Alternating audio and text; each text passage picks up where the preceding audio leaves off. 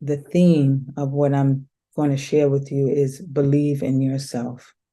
Believe that you are guided as well, but believe in yourself.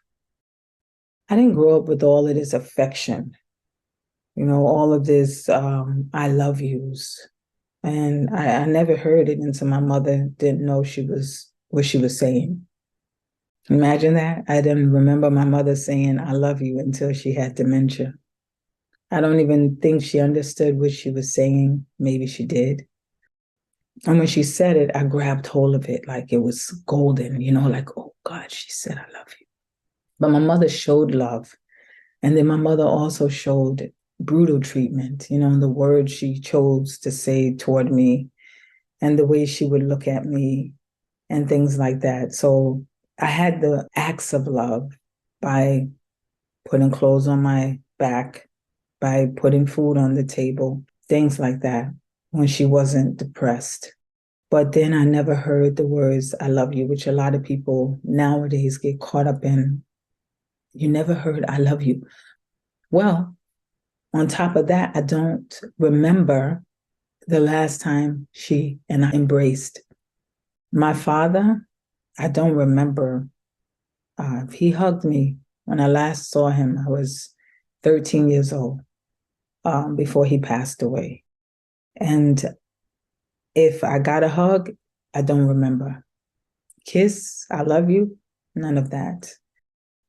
I also never got calls from any grandparents, calls from any aunts or uncles. So I never grew up with anybody giving me any special treatment. And I had to share that with people because when people see you and they see you smiling and they see you looking confident, they think that you grew up with all of these affirmations, all of this affection, all of this support. My grandmother and grandfather on my father's side, I never knew. My grandfather on my mother's side, he passed away when I was 2 years old. And my grandmother, I don't remember ever sitting on her lap. And I never got a phone call. No, none of my grandparents ever got a phone call or a birthday greeting or anything like that. No, nothing.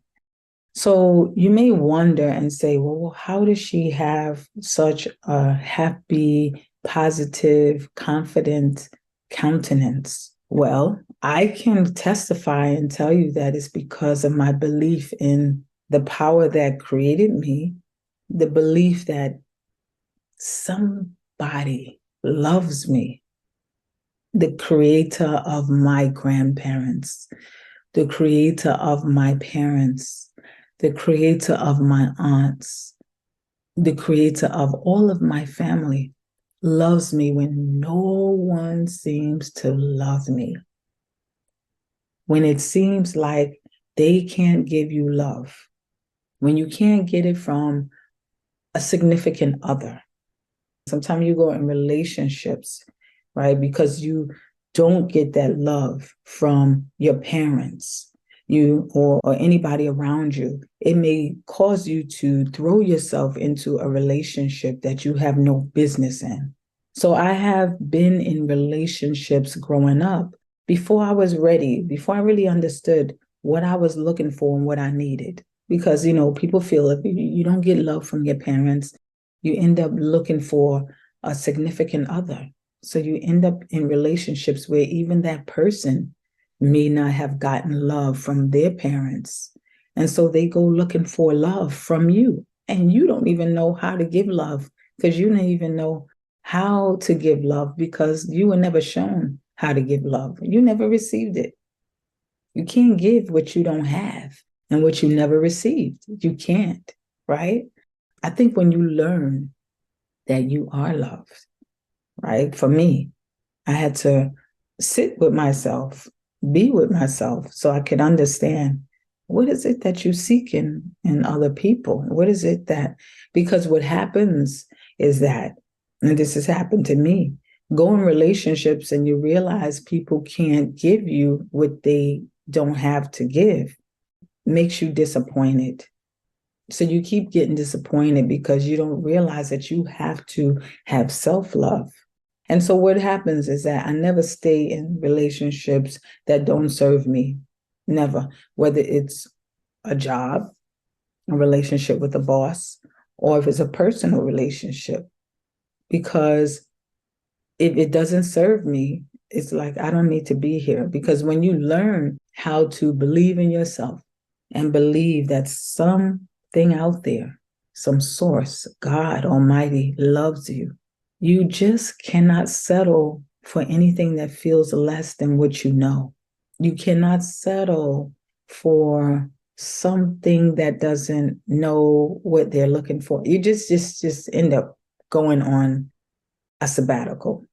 And really wanted to encourage people who think that they cannot carry on, they cannot love themselves, they cannot get to a point where it's not about not needing anyone, but understanding that everything that you need, you already possess. You already possess. And don't go about your life resenting the people that were not there for you. That is key. Don't go through your life angry at your parents, thinking, oh, you didn't give me. That is not the right attitude. They cannot give you what they do not have to give, and they cannot give you what they themselves have not received. They can't. Some of them are like children on the journey as well, like they're at your stage.